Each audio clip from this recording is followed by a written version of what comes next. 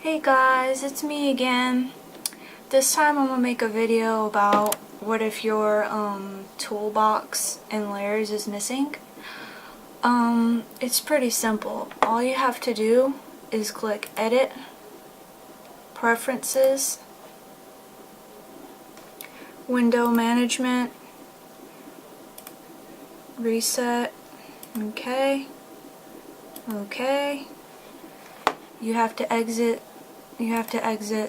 Gimp, and then you have to start it again.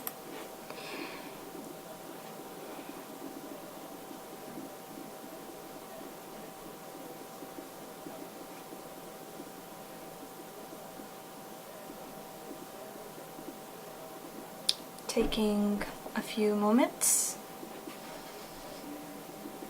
There you go.